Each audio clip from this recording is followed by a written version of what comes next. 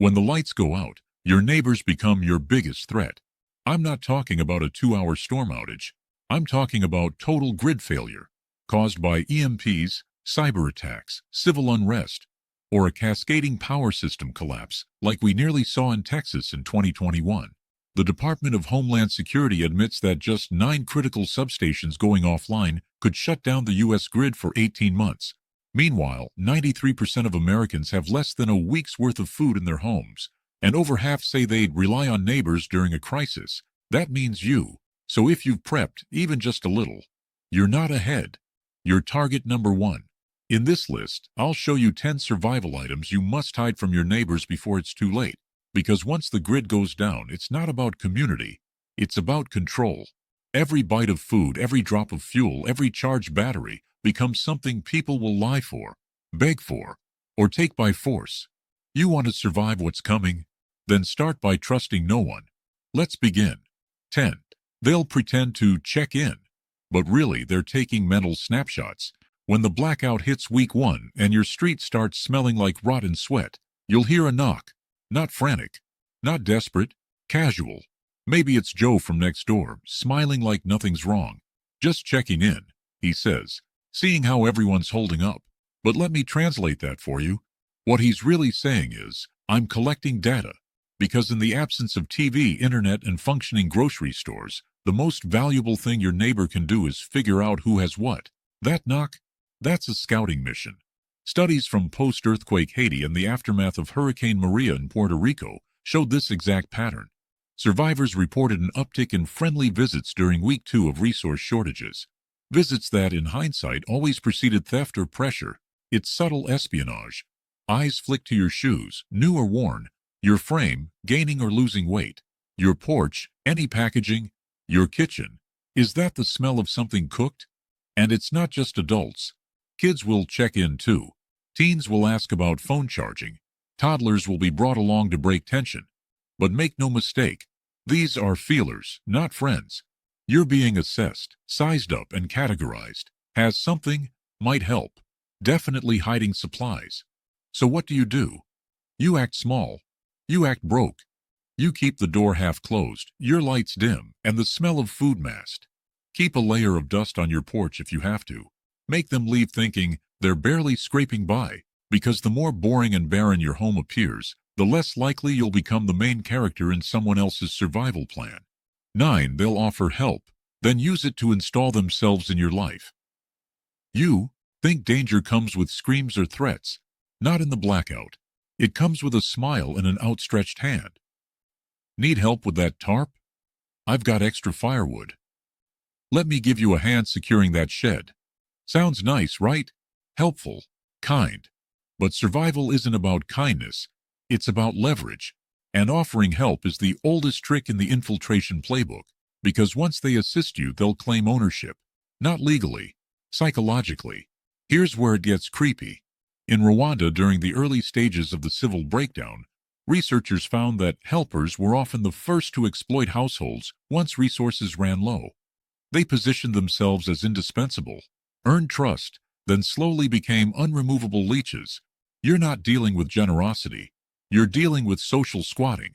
In a grid-down America, this will take the form of, I helped you fix your fence, so can I store this gas can here? Or, since we work together, we should eat together. It's not always malicious. Sometimes it's desperation cloaked in teamwork. But once someone feels entitled to your space, it's over. They'll drag others in. They'll outvote you on your own property. Your home becomes a commune, and not by choice. So what's the move? Simple. Refuse help. Politely. Firmly. We've got it handled. Use the royal we, even if you're alone. Keep physical and emotional boundaries high. Because once someone wedges their way into your bubble, even with good intentions, they become a ticking liability. And when resources vanish, that same helping hand, it becomes a fist. 8. They'll pretend to hear noises just to lure you outside. Let's say it's 1:47 a.m. Pitch black. You're on edge already, clutching that shotgun, straining your ears for every creak. Then, tap, tap, tap, a soft knock. Hey! A voice hisses. I think someone's sneaking around back. I heard footsteps. might be looters. Your survival instinct kicks in. You want to help, to act, to stop the threat. But that's exactly what they want. Because while you're grabbing your boots, someone else is inside your house. This is psychological bait, and it's been deployed in war zones and refugee camps around the world. During the Yugoslav wars, families reported staged panic calls, fake threats shouted in the night, used to lure defenders away from their posts. In Syria, it was common for gangs to shout fire or explosion down the block while slipping in from the back. It's distraction by fear, and your neighbors, they'll weaponize it, especially the ones who think you're hiding a stash. They'll say they saw someone suspicious by your shed, or that they heard a gas leak. Maybe they even throw a rock at your own window and pretend it came from the woods. It doesn't take military training, just desperation, darkness, and a little theater. Your defense? Don't. Play the role. If someone shouts trouble, don't leave your house. Scan from windows, use security cams, even fake ones. Have motion lights ready to trigger manually. Keep a drone if you've got one, or binoculars to check from afar. Because once you step outside that door, you're not the hunter anymore. You're the bait. 7. They'll try to join forces, but really they want to absorb your supplies. At some point, someone's going to say the most dangerous phrase in post-collapse survival. Let's team up. It'll sound logical. It'll sound like strength in numbers. But here's the truth. Merging with others rarely doubles your strength. It cuts it in half, because in survival, most partnerships are parasite-host dynamics in disguise. You're the host. They're the drain. Let me get specific. In the weeks following Hurricane Maria, dozens of households in Puerto Rico reported joining forces with neighbors, sharing food, batteries, propane. Within days, resentment set in. One side always contributed more. One side always ate more. Arguments broke out. Items went missing. Eventually, the alliances collapsed, usually leaving the better prepared party with less than they started. And that's in a disaster that had outside aid coming. In a nationwide blackout with no cavalry, this joint forces tactic becomes a hostile takeover in slow motion. They'll suggest shared meals, joint watch shifts, a combined supply list. But really they want what you've got. And when things get worse, that informal alliance becomes a legally binding death sentence. You can't kick them out. They belong, and they'll act like it. So what's your strategy? It's this. You're friendly but firm. Open to coordinating but never merging. Offer ideas, not items. Watch their faces. If they ask what you have or suggest combining food, shut it down gently but clearly. Say you're low. Say you're barely afloat. Appear like someone not worth absorbing. Because the moment you let someone partner up, you stop being the captain of your lifeboat. You become just another passenger, and trust me, they'll start steering fast. 6. They'll offer you news, but only to extract intel from you. Desperate people don't just want food or water. They want information. And when the power grid's dead and the internet's just a memory, information becomes a currency. So your neighbor strolls up and says, "Did you hear? There's a Red Cross truck coming down 5th. Or, "They said on the ham radio the military's setting up a water station." Seems helpful, right? Wrong. That's a setup. Because they don't care if the info is true. They want to see what you'll reveal in return. This is textbook human behavior. In the 2003 Iraq invasion, neighborhoods under siege learned to use false intel drops to identify who was hoarding supplies. They'd mention fake aid convoys and watch who reacted, who packed bags, who changed behavior, who slipped out of their homes at night. That's how targets were chosen. In your blackout suburbia, this will play out just as smoothly. Your neighbor says, "There's a FEMA check-in downtown," and watches your face. Do you perk up, flinch, say, "We should go too"? Boom, now they know you have enough to travel, enough to risk leaving the house. You just gave up intel. How do you counter? First, treat all news as a test. Don't react. Nod politely. Offer nothing. Second, never confirm or deny anything about your gear, supplies, or radios. Third, if someone shares good news, act confused or skeptical. Say you heard different. Say you don't have transport. Because in a survival crisis, news isn't free. It's a trap. And the moment you take the bait, your informed neighbor just tagged you as the next target worth watching. 5. They'll offer you a meal just to find out what you've got. Let's flip the script. You've been cautious, low profile, no giveaways. Then a neighbor out of nowhere offers you food. "Hey," she says with a smile, "we've got extra soup. Why don't you come over and eat with us?" Sounds heartwarming, doesn't it? Sounds like community. But in a long blackout, no one offers food without expecting something back. That invite? That's not hospitality. It's a probe. This tactic isn't new. During the siege of Aleppo, NGOs reported that friendly feasts between neighbors were often used as resource assessments. If you showed up and looked too clean, too fed, or brought something fancy, sugar, oil, spices, you were marked. People listened to what you said at the table, watched what you contributed, and calculated what else you might be hiding. That's the same game your blackout-era neighbors will play. You walk into their home thinking you're sharing solidarity, but they're checking your boots, new or scuffed. Are you clean-shaven? How's your breath? Smell like mint? You just revealed you've got hygiene items, maybe toothpaste, maybe alcohol. Do you decline food politely? That means you've got your own. Accept it eagerly. Maybe you're desperate. Either way, they're learning. So what's the move? Decline all meal invites politely but firmly. Blame stomach issues, say you're fasting, or claim dietary restrictions. Never show what you eat. Never bring your own food to share. If you must engage, eat before you go and bring something bland, like plain oats. No flavor, no flex. Because that bowl of soup your neighbor offers, it's not kindness, it's a survey with a spoon. 4. They'll pretend to be scared, but it's just a way to anchor themselves to you. This one hits deep because it plays on your humanity. It doesn't come with threats or smiles. It comes with tears.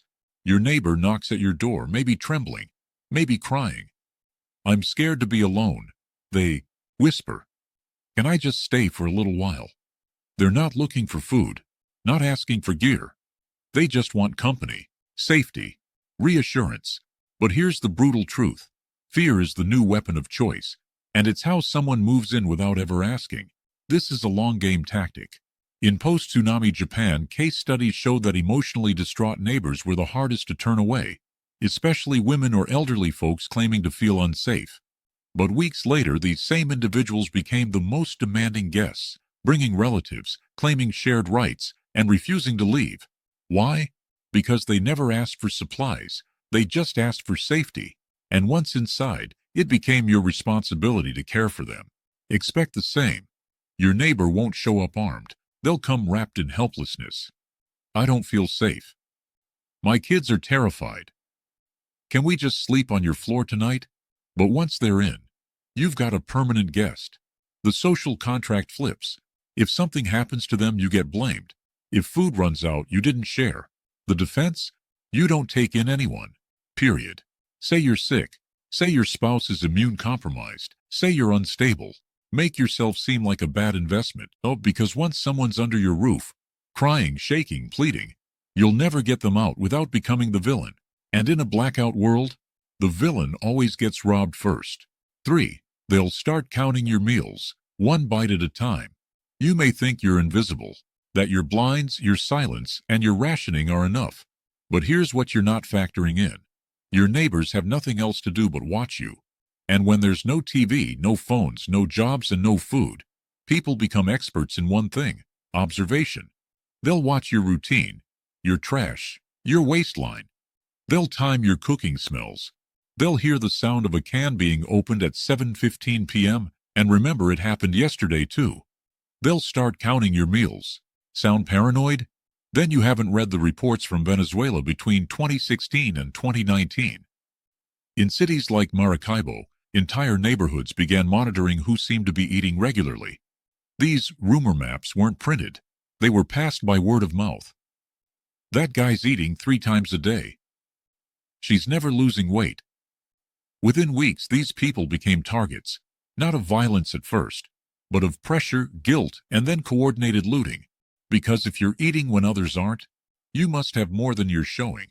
And in your quiet American suburb during Blackout Week 3, that same psychology will set in. People will measure your behavior, listen for dishes being washed, smell your cooking oil, watch the movement in your home. So what do? You act like you're starving. Cook after midnight, use no spices, pour grease down the drain so it doesn't show. Up in the trash. Store wrappers in opaque bags. Vary your schedule. And most of all is stop giving anyone a pattern to track. Because once they know when you eat, they'll start planning how to take it. 2. They'll accuse you of being part of the problem. This is where paranoia mutates into blame. And blame gives birth to action. When people are cold, sick, and starving, their minds start to invent stories to justify their suffering. And the most dangerous story of all? That you caused this, that you knew, that you planned, that your preparedness is proof of guilt. You knew this would happen and didn't warn us. You were ready too fast. How come? You had light on before the blackout even started. Are you part of this? This might sound insane, but it's a documented phenomenon. During South Africa's energy collapse in 2022, preppers and solar-equipped families were accused of collusion with the government. Some were even blamed for the outages themselves. The logic didn't matter. People needed a scapegoat. And you, the prepared one, the one whose house still smells like soup on day 20. You're the villain now. Once that narrative sets in, there's no turning back. You'll be whispered about, confronted, maybe even outed during group meetings. And when that whisper reaches the wrong ear, expect rocks, fires, or worse. Not because you hurt anyone, but because you were okay while others weren't. That's all it takes. Your defense? Secrecy and sabotage. Make your own situation look barely survivable. Dim lights, dirty clothes, trash bags overflowing with nothing useful. Say you were lucky for a day or two, but now it's over. Hide solar panels. Don't use inverters that hum or glow. Never ever explain your prep level. And if someone tries to corner you with blame, agree. Act dumb. Say you panicked and bought 2 cans of beans. Because in the post-collapse world, being competent is a crime. And the punishment is mob justice. 1. They'll justify violence by turning you into a threat. Here it is, the final breakdown. When every lie has been told, every offer refused, every guilt trip ignored, your neighbors will do what humans always do when they can't feed their children, can't fix their world, and can't find a peaceful solution. They'll turn you into a threat. And once you're labeled a threat, anything goes. This is how atrocities begin. Not with monsters, but with people who convince themselves you deserved it. In the Bosnian War, well-armed families who refused to share were accused of hoarding weapons for militias. In Zimbabwe's 2008 famine, rural families who grew secret gardens were accused of sabotaging the community by hiding food. And once the label stuck, their homes were burned, their families were attacked, and no one helped them because fear made it righteous. In your blackout neighborhood, the same mechanics apply. Someone whispers, "He's dangerous."